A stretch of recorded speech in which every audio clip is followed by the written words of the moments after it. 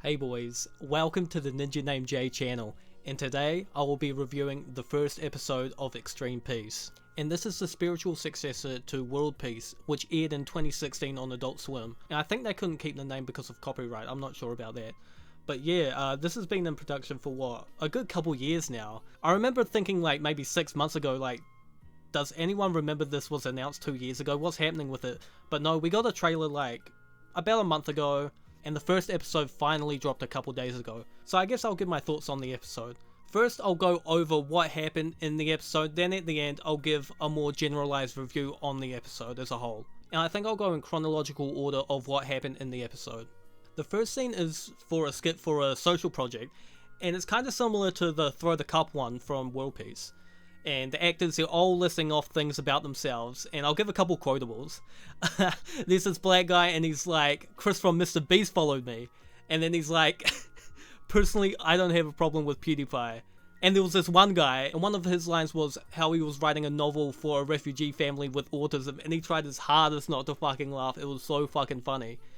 But then we have all the actors, and they're like, we're not staying silent, we're not staying silent, we're saying the N-word. All of them are saying this.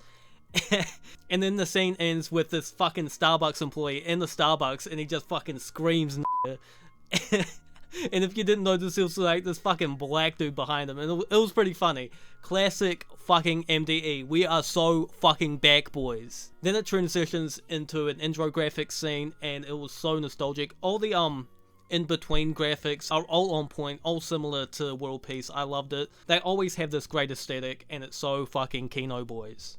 After that, we get the next skit, and it's this like NFL safety meeting skit, and we have Sam, we have Nick, and we have this other guy, and they're going over things about player safety, and then this one old dude starts fucking yapping about some fucking random shit.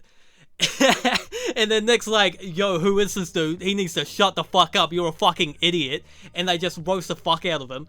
Then this other old dude says some stuff, and then this dude with a beard, I think his name was Harrison Beck or something, they said on Alex Stein's podcast.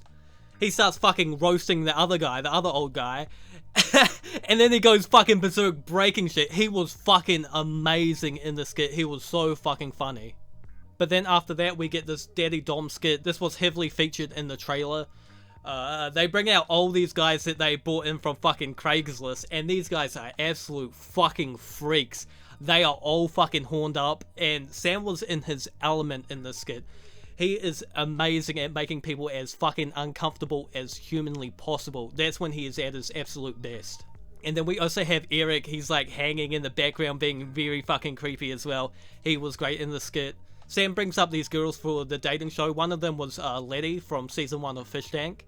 And Eric's fucking right behind her, fucking practically breathing down her neck. It was fucking so fucking funny. Then they bring out this other girl for the show, and she's 4'9". She is absolute fucking tiny. And Sam fucking was pulling on her hair and shit, fucking grabbing her, yanking her head really fucking hard. I was like, what the fuck? That shit was fucking crazy. I loved it. Then we have this transitionary scene of Alex Schultz, I think his name is, the director, and he's getting a tattoo of the show. Bit of a throwback to World Peace, where in the first episode, I believe, a dude gets World Peace tattooed on his arm. So that was really cool to see. Then we get a new skit. It's of like a painkiller commercial with this old lady gardening, and it was really fucking bizarre because she looked practically identical to my fucking nana. I was like, what the fuck?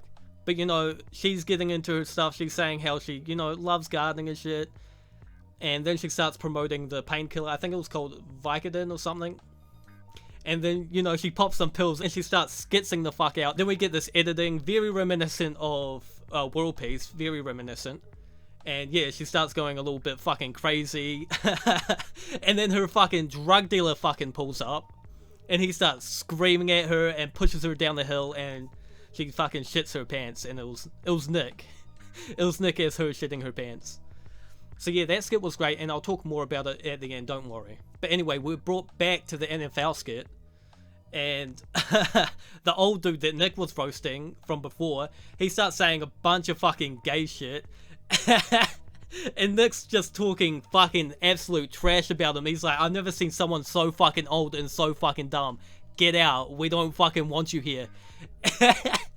And the dude starts fucking leaving the building, and we have Eric's playing like a producer, and he's, you know, trying to reconcile with him, trying to bring him back, and the crew, they're all fucking following him, and it's fucking hilarious. It reminds me of that one video where Sam and Frank Hassel, they were at that card game place. It was very similar to that, and I love that fucking video. But anyway, they're all fucking following this old dude with cameras, and he's so fucking uncomfortable, and he's pretty fucking mad about being followed. It was so fucking funny, but I kind of felt bad for the guy. I felt really bad. It was kind of mean. It was a little bit mean. But anyway, it was funny how they were following him. I loved that. Then we go back to the Daddy Dom dating show skit, and they bring out this other girl. So there's 3 girls on stage. Letty, the 4'9" girl, and this Chinese bitch. And then Letty starts asking the contestants questions. She asks the first guy, can you put a leash on me in public and we walk around, you know? And he gives his fucking answer. He's like, yeah, you know, I would.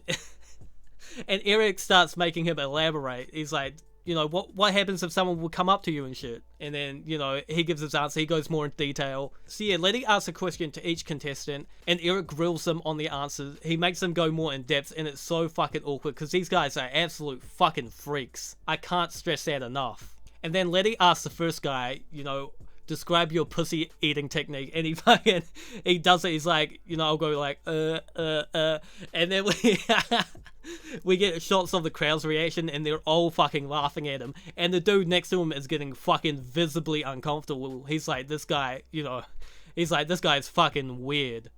And then, you know, Letty makes him go further in depth with his answer. What would my pussy taste like? And he's like, apple pie. And, you know, and then she's like, you know, does old pussy taste like that? And he's like, no. And she's like, you know, well then what does it taste like? And he's like, it has the consistency of yogurt. And then the dude next to him, he's like, yo. And throughout the whole time, you know, we had crowd shot reactions. We also had a shot of Charles's reaction, and he was fucking dying laughing. I love to see Charles. But yeah, that skit ends. I think we'll see more of it throughout the season, I think. But anyway, we have this beautiful end sequence with this great song. It was a very good song. They always have good outro songs, you know. And it's them in this chandelier store, and it starts playing all these clips of their best moments, and it was very nostalgic. I love to see it. Nearly brought me to tears. And that's how the episode ends. Actually, I think the episode ends with the clip of the dude from the start saying the N-word. Great way to cap off the episode, of course. So yeah, that was my really fucking terrible summary of the episode. It is kind of hard to summarize a sketch comedy show, but I tried my hardest, but it's probably not that good. Overall, I thought the acting was good from the non-MDE actors. I was kind of worried going into the series on how the non-MDE people would be acting. Because with Adult Swim, you know, they had a greater pool of who they could bring into the show. But I think everyone killed it, especially the old lady and the drug dealer. They were great with their confrontation nearing the end of that skit. They were great. The dude yelling in her face was fucking hilarious. And also, surprisingly, Letty, she held her own very well. Especially when she was kind of teasing the first guy, the first contestant of the Daddy Dom skit, dating skit. So yeah, she was really good. And I'd like to give a big fucking shout out to Harrison Beck. He actually low-key stole the fucking skit for the NFL safety one. He was fucking great. And I was watching, the Alex Stein podcast the whole of the MDE crew went on the other day. And he's like this former college football player. He played at Nebraska. And he's transitioned into comedy. So, you know, he was good. He was really good. There were a couple things that I didn't really like about this episode. There was this, like, lack of ambient music. And if you remember in World Peace, it was kind of what made the series so good. These very ambient, esoteric backtracks that kind of added to the mystique of the show. If you go back and watch the dating show skit, the other one they did on World Peace, has this music in the background and it adds to the mystique. As well as the set pieces, they kind of lack, but pretty understandable knowing the budget of the show was probably a lot less than what they had at Adult Swim. Also, the camera quality kind of makes it feel like a kind of amateurish. But again, that's to be expected. You're not going to have the, you know, extremely high quality cameras that they had at Adult Swim. So, you know, that's understandable. But talking about the set pieces again, I just want to mention, during the NFL skit scene, they had this fog machine in the background. They was adding fog to the skit, which added a lot. Again, it adds to the mystique that MDE has. And also, one thing to mention, the editing isn't quite as good as it was on World Peace. But again, I feel like I guess that's kind of to be expected, because you're going from working with a cable network to being entirely independently run. But I hope with the other episodes, it keeps the somewhat frantic editing that World Peace had. I'd just like to see more of that, if you know what I'm talking about. If that makes any fucking sense at all. I hope it probably doesn't, but you know. But overall, the episode was great, very fucking nostalgic. We are so fucking back, boys. I guess I'll list off my favourite skits. The first one has to be the NFL safety one. You know, public awkwardness with them following the old guy. That was my fucking favourite part of the episode. That was hilarious. Then I guess I'll go with the Daddy Dom dating skit. That was great. These guys were fucking freaks. And yeah, again, I'm pretty sure we'll see more of that throughout the season. This one skit. At least I hope so, because these guys, again, were fucking freaks. Fucking A. And for the third best one, I'll go with the Vicodin gardening one with the old lady. She was great, and the drug dealer in it was great as well. But you know, a bit short, a bit contained, but it was still great nonetheless. And for the fourth best one, notice how I'm saying best, because there was no worse ones that were all good, was the intro one with the social project. With how everyone's going to say the N-word. That's something I can get behind. Oh, and I forgot, one other thing I want to mention, one thing I want to critique. There was not a lot of Charles. We need fucking more Charles Carroll in the series.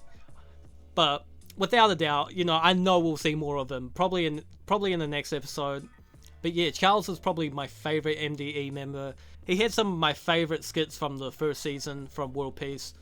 The one where they go to his house and he makes water, that's my favourite one of all time. Everyone, if you're still watching, comment your favourite MDE skit down below. But yeah, I think that's it. That's the end with my bare review of the first episode of Extreme Peace. I hope you liked it. I'll be back with another one next week, as well as other videos. Make sure to subscribe.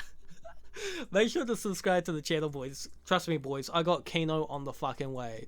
But yeah, I'm looking forward to the rest of the season. I'm a big fan, and the first episode was very fucking good. But before I fucking leave, I want to say, I hope Christ Dillinger is in it. Because I saw him in the back of the end sequence in the chandelier store. He's been putting in work for you, Sam. He's done a couple songs. He was in the Kajitsu video. I need to see my boy Christ Dillinger. Go listen to his new album.